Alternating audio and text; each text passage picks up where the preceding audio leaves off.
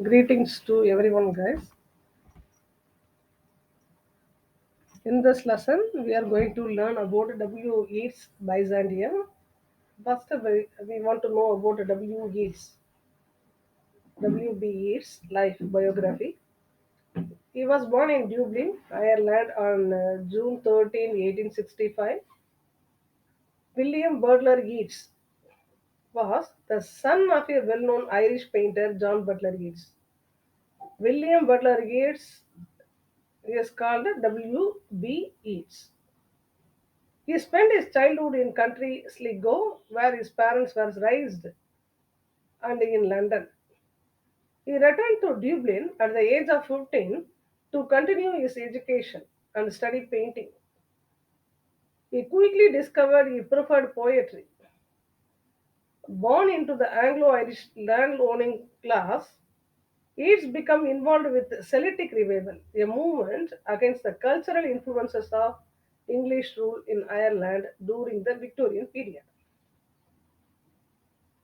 Though Yeats never learned Irish Gaelic himself, his writing at the turn of century drew extensively from sources in Irish mythology and folklore.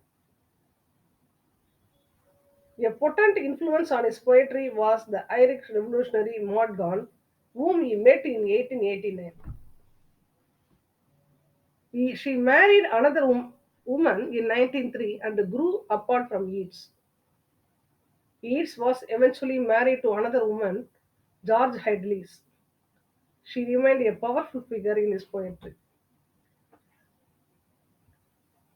He was deeply involved in politics in Ireland. His verse reflected pessimism about the political situation in his country. Pessimism means it spread the negative side. It was not positively approached, it was a negative approach. T.S. Eliot and Ezra Pound were also famous at that period. Our Yeats' work after 1910 was strongly influenced by Pound, Extra Pound, becoming more modern in its conclusions and imagery.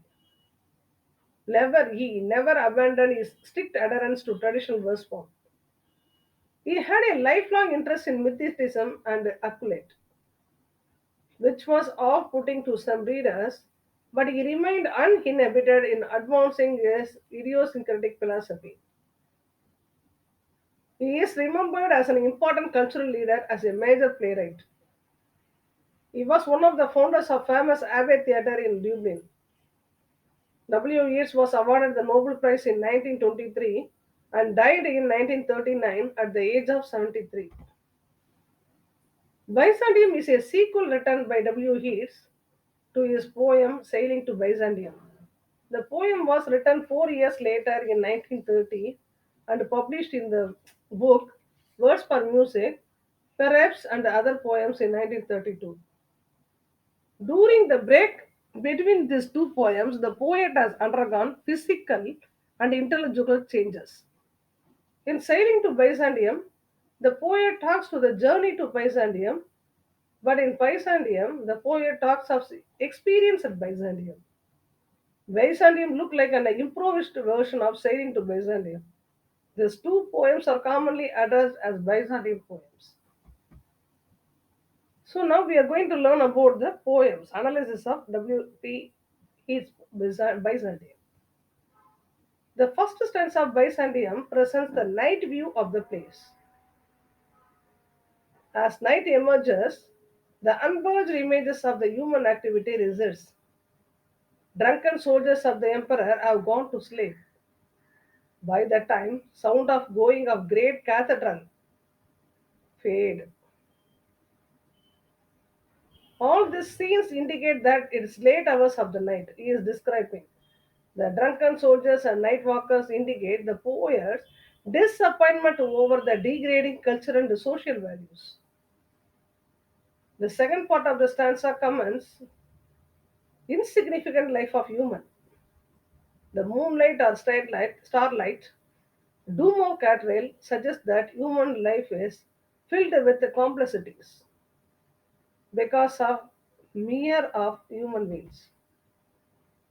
Now we are going to learn about stanza 2. In the stanza 1, we learned about the decreased value of values, moral values, so social values. He is always adapting the moral values in his life. He is really particular to follow the moral values, but in the first stanza, he feels that the social values is decreasing. In stanza 2, before me plots an image, man or shade, shade more than man, more image than a shade. For heads bobbing found in mummy cloth may unwind the winding path. A mouth that has no moisture and no breath, breathless mouth means summer. I hail the superwoman, I call it death in life and life in death. So, about the meaning of second stanza, the poet talks of the vision and image that appeared in front of him. He wonders if it is a man or shade. He looks further, he realizes it to be a shade more than a man, a image more than a shade. The verb float, the verb float makes it clear that the image is not moving, but is simply carried away by the wind. The dead people wound in mummy cloth takes the winding word to reach him. The next lines describe them to be with no moisture or breath and a dry mouth.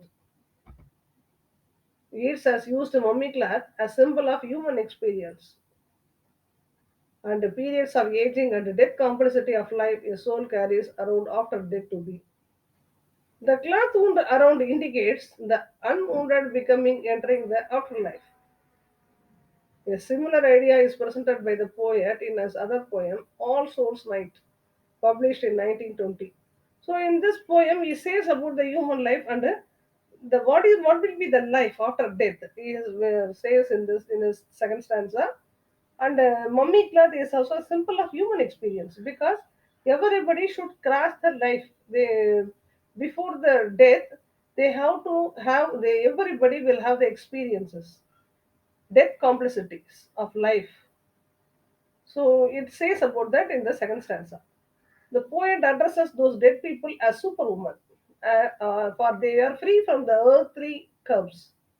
The poet employed chismus, a rhetorical device, to reveal the contrasting perspective on death. Alive on earth may think it is to be an end of life, but from a spiritual perspective, it is beginning of new life. The use of me in this stanza gives more personal subjectivity to the poem. Stanza 3, miracle bird or golden handiwork. More miracle than bird or handiwork. Planted on the starlight golden bow. Can light the cocks of hats crow, or by the woman embittered scorn allowed in glory of changeless metal, common burr or petal, and the complexity of mire or blood. So in the third stanza of Byzantium, it looks like a miracle. He sees a golden bird. The bird sculptures placed on the starlight golden bow. The poet here refers to the architectural beauty Byzantians is famous for. He calls it a miracle. It looks like a bird or a handiwork. It seems to be a crowing like a cock of Hades, the city of dead and ghost. In the glory of changeless metal, the state of immortality, it escorts those birds of petals, the mortal ones. The bird image serves as a paradox on the immortality gained by human handiwork. It becomes something that immune to the impurity and aging of human experience. The heart, which is man-made, becomes something that gives reason to human existence. Stanza 4. At midnight on the emperor pavement of flit, flames that no faggot feeds, nor steel as lit, no storm disturbs, flames begotten of flame, where blood begotten spirits come, and all complexities of fury leave, dying into a dance, and agony of trance, and agony of flame that cannot sing a leaf. So in this stanza, The poet has witnessed the city at midnight. At midnight on the emperor pavement, a fire appears. It never fed by fuel sticks, nor started by striking a piece of iron.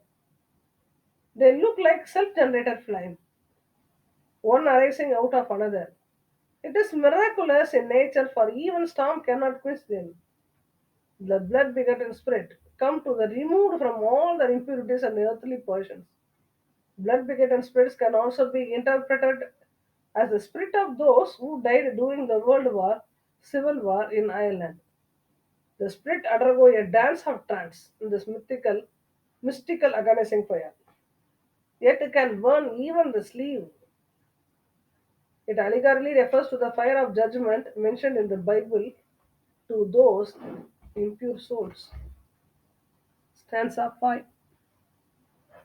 Astral on the dolphin's mire and flood. Split after split, the smithies break the